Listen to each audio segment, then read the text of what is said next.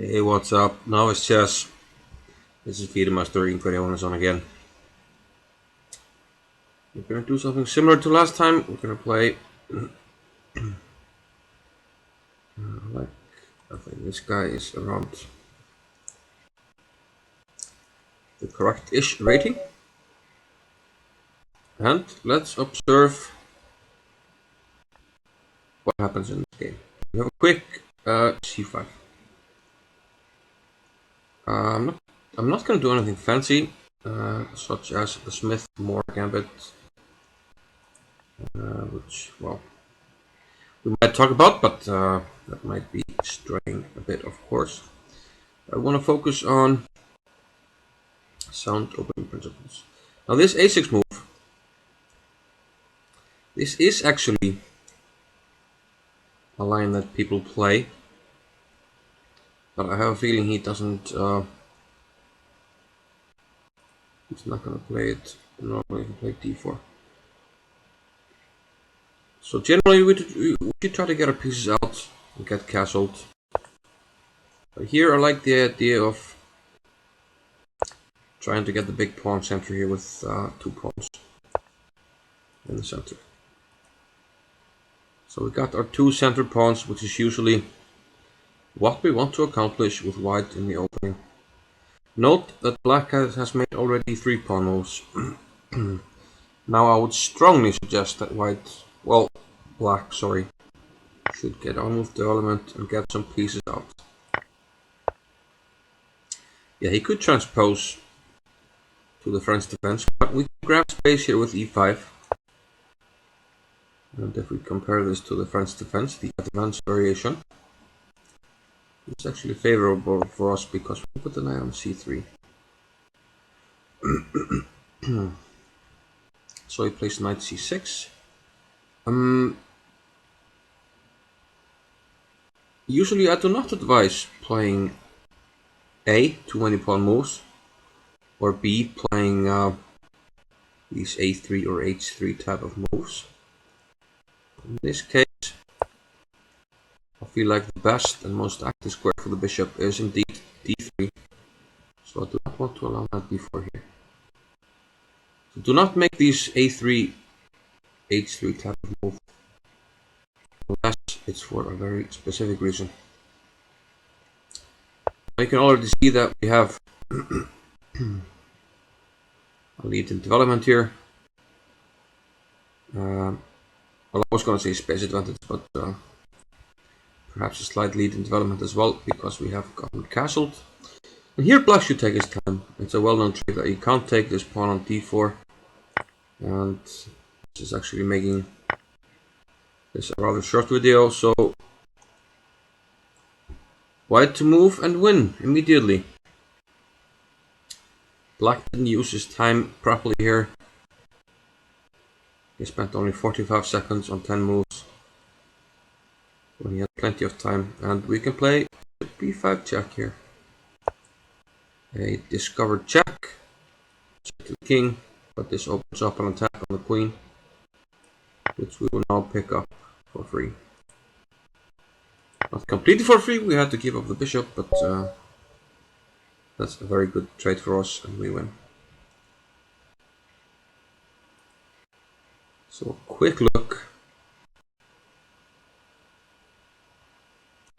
So we opened up with pawn to e4. Black went c5 immediately. Nothing wrong with that. Knight f3 and a6. Yeah, usually this is not advisable unless you have become a rather experienced player. This is indeed called the O'Kelly Sicilian, and the main idea of this is that I played a6. You sort of didn't play d6, so now you can play e5 in one move, and you opened up for your bishop here. So in case of something like knight b3, bishop b4, pressure on e4, and this is actually can be a tricky line for white to meet. Black is ready to play d5 in one move. He blocked any potential shenanigans on b5. And this is usually how black wants to play when he plays a6, but I have a feeling that at my opponent's level he did not have this in mind. Played e6. And my general advice is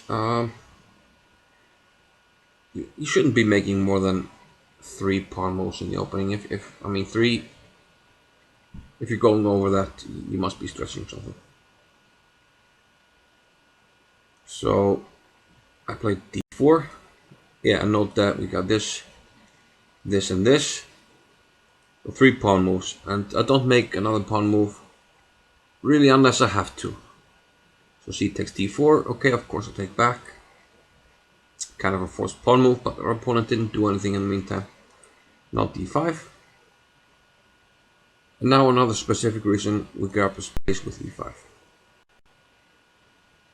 If we go back and compare this to French defense, which is e4, e6, e5. Now e5 is the advanced variation. Usually black tries to put pressure on both the base pawn and the head of the chain here on e5 eventually. So we see these moves here, knight c6 and c5 are putting pressure on this e4 pawn. White usually plays knight f3, protecting d4 with a further piece. And note that the pawn is on c3 here. Black usually plays queen b6, more pressure on d4, and it's a little bit trickier to develop this knight. So if we go back to the position that happened in the game after e5, note that black has already taken on d4, white has recaptured back, and this means that we can rather easily develop our knight to c3. Now rather strangely, we didn't even have to develop this knight in this game. We went a3 first, which is slightly against our development rules, but there was a very specific reason for it. We want our bishop on d3. We don't want knight b4 to prevent the bishop from staying on this diagonal here. So a3, bishop e7. You notice already, because of our space advantage here, it's rather hard for black to finish development. Most likely he had to play his knight out first, then moved again, then play the bishop, and then castle. But then we would be able to build up a dangerous attacking position. So queen b6. We castled, and he fell for this rather well-known trick. Actually in the French, when this is attacked, you have to play bishop b7 first. Now you're threatening to take this pawn, because you don't have the trick that happened in the game. So in case of, let's say, knight c3, black can actually take this pawn. Note though that white sometimes plays this as a gambit, but notice there's no more discovered check here, because the bishop here on b7 is blocking it, so this would just be a blunder actually. So instead he took on d4, and then we had this easy tactic with bishop e5. So yeah, we're trying to examine mistakes, and well, I think for the novice level, avoid too many pawn moves in the opening. What he did wasn't necessarily bad, but I think it's too advanced for that level so far. And then he fell for a rather